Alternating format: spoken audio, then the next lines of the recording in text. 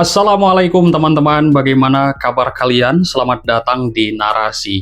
Teman-temanku, di video kali ini seperti biasa kita akan menyaksikan beberapa tayangan video yang sangat menarik sekali dan juga sangat mengejutkan deh. Oke, di mana salah satu kuasa hukum dari Bu Tifa saat tampil di salah satu stasiun TV memberikan sebuah pernyataan yang menggemparkan publik bahwa menurutnya kliennya Tifa mengalami insiden kecelakaan yang saat ingin menghadiri sidang. Waduh, apakah ini benar adanya ataukah hanya sebuah alasan untuk menghindari sidang pokok perkara, teman-teman ya? Sudah panik gitu. Nanti kita akan simak videonya guys ya, karena selain itu saya juga punya tayangan di mana Mas Roy Suryo ternyata sudah memasukkan Prapid kelima guys, sudah mendaftarkan Prapid kelima. Ya, bahkan Prapid keempat juga belum tuntas, putusannya sudah mengajukan lagi. Cuman yang berbeda kali ini kuasa hukum Roy Suryo yakni Abdul Gopur sudah mewanti-wanti bahwa Prapid Roy Suryo ke depannya ke-6, ke-7, ke-8, ke-100 itu tidak akan dikabulkan lagi oleh majelis hakim merujuk kepada surat edaran Mahkamah Agung SEMA kemarin ya. Dan inilah yang membuat Roy Suryo was-was. Wah. Teman-teman, kenapa kok bisa was-was? Katanya ilmuwan, penelitian, lah kok keok, ya kan? Oke, teman-teman, terakhir di video ini juga ada video Kang Deddy yang saya akan tampilkan, yaitu menanggapi framing negatif dugaan fitnah yang dilontarkan oleh Said Didu. Sebelum kita lanjut, jangan lupa share, like, dan subscribe ya guys. Oke, kita simak video ini guys. Sebenarnya Dokter Tifa itu tidak ada rasa ketakutan sama sekali. Dokter Tifa juga tidak menghalang-halangi proses hukum yang sedang berjalan. Kemudian perlu kami sampaikan juga untuk meluruskan berita-berita yang miring kemarin di berita itu bahwa Dokter Tifa tidak hadir di persidangan, itu tidak benar. Karena kami menerima surat panggilan dari jaksa itu, Dokter Tifa ya, itu bahkan kurang dari 12 jam. Kemudian bisa dilihat dalam rekaman ada yang datang tergopoh-gopoh dan segala macam, itu karena kita tuh nggak siap dengan panggilan sidang itu yang mendadakan itu gitu. Dan pada saat persidangan itu Dokter Tifa sedikit terlambat karena memang ada kecelakaan di jalan tol. Jadi pada saat persidangan yang kemarin ketika dibuka jam 9 kemudian ditanya apakah Ibu Tifanya sudah ada atau belum, tanpa menunggu konfirmasi langsung ditutup persidangannya gitu.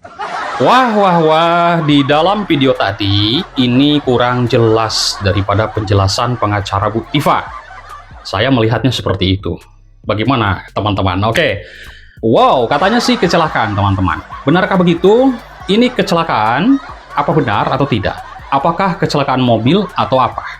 Ini perlu dijelasin karena netizen biar tidak ada spekulasi. Betul? Betul dong, karena biasanya nih, kalau kecelakaan di jalan tol, kendaraan minimal ringsek lah, penyok atau apalah, ya kan?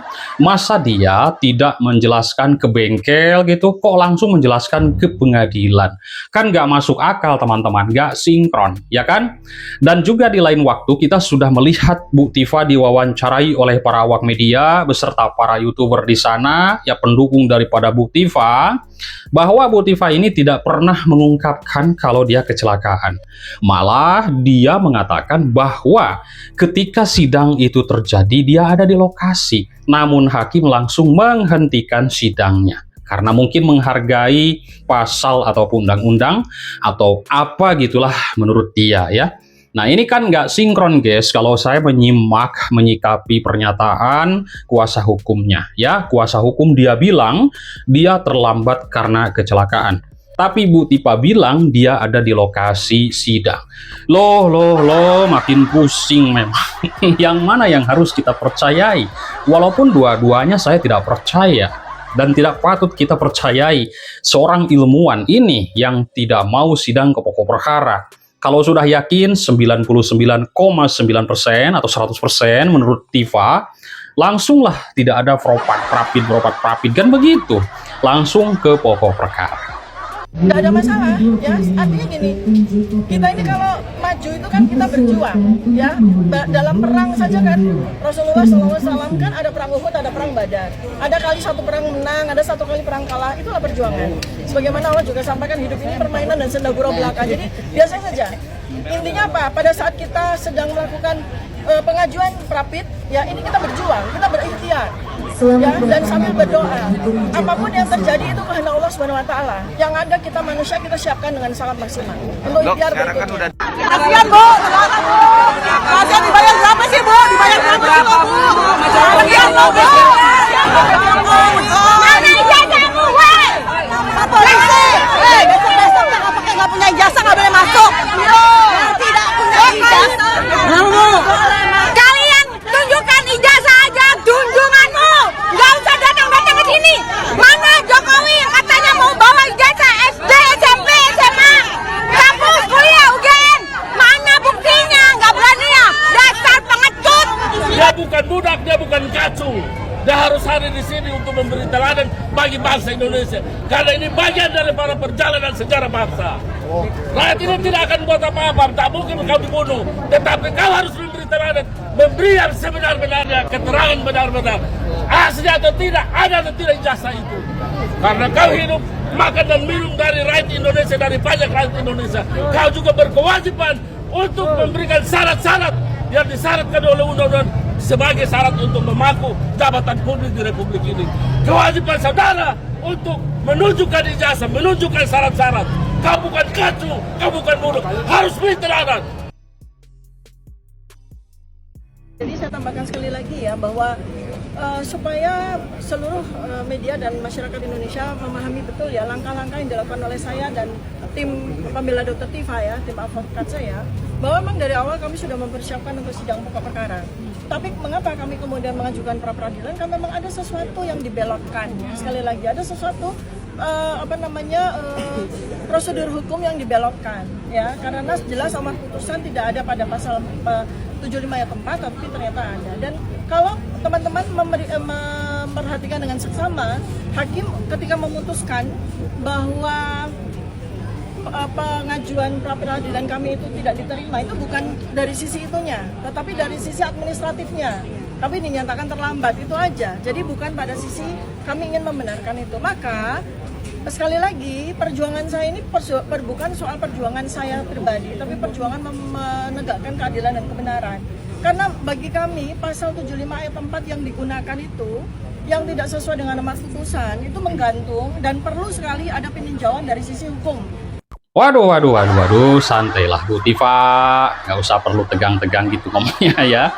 Nggak perlu menunjukkan sesakit dan sekesal itulah Anda sama pengadilan. Tapi dia tadi mengatakan guys bahwa dia ini mendaftarkan secara online permohonan prapidnya di tanggal 30 Juli. Waduh, ini juga sudah nggak sinkron. Sedangkan jaksa penuntut umum memasukkan ataupun melimpahkan berkas perkara Tifa kembali itu di tanggal kalau tidak salah 27 Juli. Disinilah guys ya kan, duluan jaksa atau duluan Bu Tifa? Nggak wajar juga ya kan. Makanya wajar kalau prapid Anda itu ditolak, tidak pantas untuk diterima karena persoalan administrasi.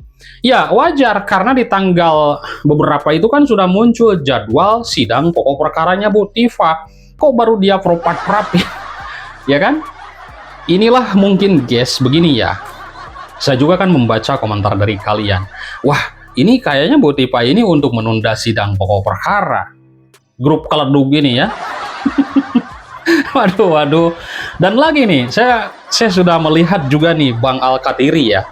Dia sudah capek-capek nih. Saya melihat dia buka bukti ya kan. Bawa bukti, kemudian bawa para ahli, bawa saksi ahli dan segala macam dia bawa. Rupanya prapidnya itu gugur karena administrasi. Waduh, kasihan sekali memang ya. Manusia ini loh mencari apa sih sebenarnya? Kok sebegitu bencinya terhadap Pak Jokowi? Saya kira ini nggak ada motif selain benci, ya kan? Karena tidak mungkin kalau penelitian sudah yakin, ya ayolah ke pokok perkara gitu loh.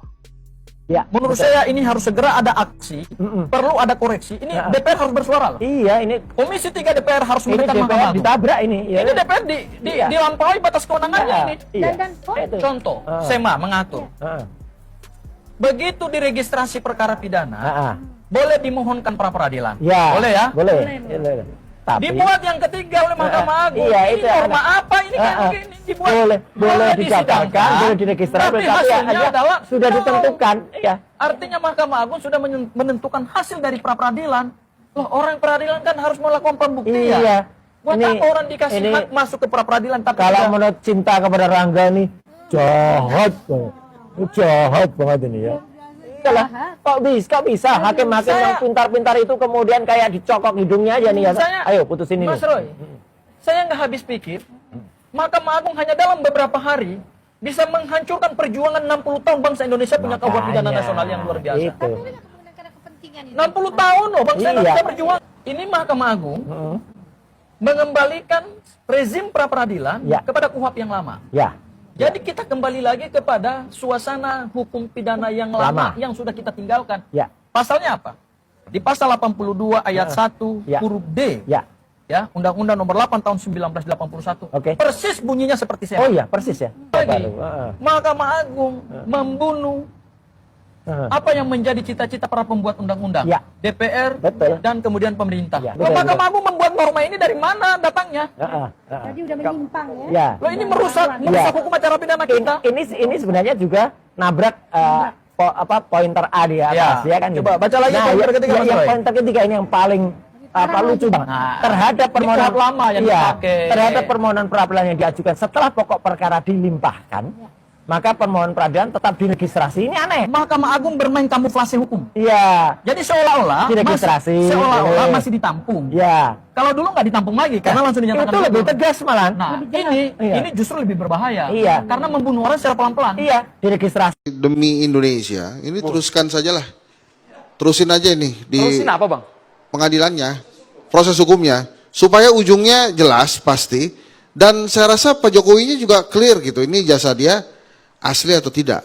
Dan buat Dr. Tifa dan kawan-kawan kan juga clear juga, apakah beneran ini fitnah atau memang penelitiannya berhasil gitu. Menurut saya ini selesaiin aja.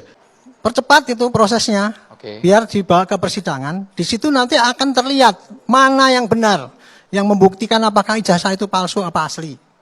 Dan kemudian kalau itu sudah jelas, pasti nanti akan terbukti apakah ini penistaan atau bukan. Di dalam persidangan nanti yang berkas ini disampaikan oleh Polda Metro nanti, pembuktiannya ada dua tuh Pak. Satu membuktikan keaslian ijazah Pak Jokowi yang asli. Kalau itu terbukti asli, maka fitnahnya kena. Tapi kalau palsu, ya fitnahnya bebas. Aduh, Abdul Gofur ini mulai membanding-bandingkan antara Roy dan bukti Pak. Nih, ada apa nih Pak Gofur? Dan apa maksudnya ini? Apakah Anda mau membenturkan Bu Tifa dan juga Mas Roy? Waduh. Ya inilah memang guys kenyataannya. Propat prapit yang dilakukan Mas Roy Suryo yang diterima waktu sidang pertama itu hanya sebagian, ya kan? Propat prapit yang kedua, yang ketiga, keempat, kelima, keenam, ke-10, ke-100 ini potensi pasti ditolak atau semuanya akan gugur guys, ya kan? Dan saya melihat Mas Roy Suryo di sini mungkin dalam tanda kutip ya mungkinlah akan kejepit guys. Nanti akan dipaksa masuk ke sidang pokok perkara karena memang sudah dianggap dia ini sudah mempermainkan propat prapit segala macam. Kan publik sekarang sudah tidak percaya lagi terhadap apa penelitian Mas Roy Suryo dan Bu Tifa. Dulu sebenarnya banyak yang percaya terhadap penelitiannya. Dari mana saya tahu? Ya dari komentar teman-teman di media sosial, di seluruh media saya sering melihat, ya kan? Ya kan? Nah, waduh kan parah ini. Mungkinkah kehabisan bahan? Kita tunggu nanti tanggal mainnya guys, bahwa nanti pasti akan sidang pokok perkara. Dan saya pun sudah tidak sabar nih menantikan sidang pokok perkara, bagaimana penelitian yang sebenarnya dilakukan oleh Mas Roy dan Bu Tifa ini. Hakim tunggal Pak Iketut Darpawan kalau tidak bisa kemudian memutuskan dengan seadil-adilnya kepada kami meloloskan atau katakanlah memberikan putusan yang kepada kami soal pencekalan sebenarnya, berikanlah putusan yang seadil-adilnya, putusan sebaik-baiknya tanpa ada terpengaruh yang namanya surat edaran Mahkamah Agung, karena itu memang belum bisa diberlakukan ya, karena tidak bersifat mundur ke belakang, karena itu baru diumumkan kemarin. Waduh, kok mengatur majelis hakim ya? Katanya sih jangan terpengaruh dari surat edaran MA. Wow, loh, Mas Roy yang ngatur kok. Kok Anda yang ngatur ya? Kenapa ini? Karena kan kedepannya nih Mas Roy, nasib kau ini akan semakin terjepit. Nasib kau ini akan semakin buruk. Ya, nasib kau ini semakin terancam. Propit pastilah, profitnya kau semuanya akan ditolak. Ya kan? Itu pasti ditolak, guys ya. Jadi walaupun Anda sidang beberapa kali, pasti teman-teman itu akan ditolak. Saya yakin itu, karena pasti nantinya akan masuklah ke sidang pokok perkara pembuktian. Yang dimana Bu Tifa dan Mas Roy sudah mengatakan 99,9% palsu ijazah Pak Jokowi. Nanti Anda buktikanlah penelitian Anda di persidangan. Iya dong, begitu masa profit pencekalan lah, dendaan segala macam lah pokoknya disebut itu. Ya, begitu. Ini luar biasa, guys. Jokowi itu tidak pernah rela melepaskan kekuasaan ini ke siapapun, termasuk Prabowo. Prabowo hanya dikasih waktu 2 tahun. Artinya sampai Oktober 2026 dong. Karena gejala-gejala untuk betul menghancurkan Prabowo sangat terlihat. Jadi menteri-menterinya melakukan pembangkangan struktural, sabotase struktural. Ada segitiga SSB, Singapura, Solo, Bandung. Ini sedang mempersiapkan. Targetnya betul Oktober 2026, ronde terakhir. Nah, apakah KO atau menang angka? Gubernur Jawa Barat Deddy Mulyadi membantah tuduhan menjadi bagian dari kelompok bernama SSB yang disebut-sebut berencana kudeta terhadap pemerintahan Prabowo pada Oktober mendatang. Tuduhan itu muncul dari unggahan seorang tokoh senior di media sosial yang menyebut SSB singkatan dari Singapura, Solo, dan Bandung, dan mengarah pada sosok yang tinggal di Bandung. Deddy awalnya merespon santai dengan menyebut SSB sebagai singkatan Sekolah Sepak Bola Bandung. Namun ia lalu menegaskan tuduhan itu tidak berdasar dan berpotensi memecah belah opini publik. Menurutnya, isu semacam ini bisa membuat investor takut dan menghambat pertumbuhan ekonomi. Sebagai bukti dukungannya ke pemerintah, Deddy mengaku memilih kerja nyata, mulai dari bertani mendukung ketahanan pangan, hingga mengalirkan gas ke rumah warga lewat usaha peternakannya. Di akhir pernyataan, Deddy tetap menyampaikan rasa hormat dan mendoakan kesehatan tokoh senior tersebut, sembari berharap masyarakat tetap kritis dengan analisis yang berdasar demi kepentingan bangsa. Assalamualaikum, sampurasun, wilujeng enjing, wargi Jabar, dan seluruh warganet dimanapun berada. Semoga pagi hari ini langkah-langkah kita berkah, tindakan-tindakan kita membawa kemuliaan. Jumat, hari yang memiliki spirit bagi kita untuk membangun hubungan yang sempurna dalam hidup. Saya mendapat postingan dari ini senior saya, orang yang saya kagumi. Di era Pak SBY seorang profesional, di era Pak Jokowi memiliki sikap yang sangat oposisi, di era saat ini, di era Pak Prabowo memiliki sikap-sikap yang terbuka, analisis-analisisnya konfrontatif terhadap berbagai bentuk tindak pelanggaran bagi kedaulatan dan kekayaan bangsa. Nah, dia bicara persoalan SSB, analisisnya tajam banget.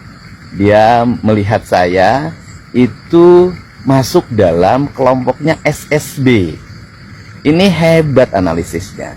Betul Pak, saya ini memang orang yang saat ini sangat menekuni SSB. Bahkan dari dulu saya merintisnya. Nah, kalau dulu saya tinggal di Purwakarta, namanya SSP. Nah, kalau sekarang saya tinggal di Bandung, karena gubernur ya. Tinggal dari sisi rumah dinas. Kalau tinggal sehari-harinya di Subang, di Lembur Pakuan. SSB, Sekolah Sepak Bola Bandung. Bukan SSB yang Bapak maksud, yaitu Singapura, Solo, Bandung. Saya makin nggak ngerti Pak. Singapura saya nggak pernah ke Singapura. Kemudian tokoh-tokoh yang Bapak maksud sebagai pengusaha hitam yang kemudian hari ini menjadi buron, saya nggak tahu Pak gimana itu ada hubungannya sama saya. Tapi ya namanya analisis ya silahkan saja dilakukan. Tetapi tentunya harus memiliki dasar-dasar pijakan yang memadai, tidak berbau fitnah. Nah, selanjutnya bahwa kita semua saat ini kan ingin bekerja buat negara, ingin bekerja agar Pak Prabowo sukses dalam memimpin. Maka cara bekerja kita itu harus membuat iklim investasi semakin baik, iklim ketenagakerjaan semakin terbuka, ekonomi semakin tumbuh. Caranya bagaimana? Opini yang kita bangun itu harus menyejukkan banyak orang, membuat investor tidak ketakutan. Tapi kalau selalu menebar opini-opini yang membuat orang ketakutan berusaha di Indonesia dengan berbagai isu yang menurut saya isunya sangat sensitif dan berbahaya, maka apa yang kita cita-citakan itu akan jauh dari kenyataan. Nah, kemudian Bapak menyampaikan juga ini, saya merupakan bagian dari SSB yang bulan Oktober akan melakukan kudeta. Nah, saya memang oleh orang Jawa Barat hari ini bener banget, Pak. Saya kudeta, Pak. Orang Jawa Barat berharap banget saya kudeta dalam setiap hari. Apa itu kudeta? Kudeta teh angges, Pak. Artinya seluruh masalah selesai ketika saya datang, itu harapan orang Jawa Barat, Pak. Maka kalimat orang Jawa Barat, keur ngalamun tejol weh Pak Dedi.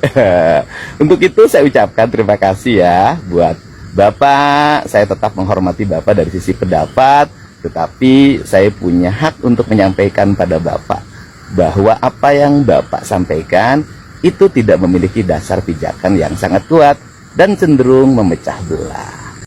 Oke guys, mungkin itu saja yang bisa saya sampaikan. Terima kasih atas perhatiannya. Jangan lupa tinggalkan like, komentar, dan subscribe. Mohon maaf atas segala kekurangannya. Intinya kita simak guys, kasus ini endingnya bagaimana. Dan mungkin pembahasan di video kali ini, saya pembahasannya video gabungan ya guys. Karena di sini ada video daripada Gubernur Jawa Barat. Terima kasih, bye-bye.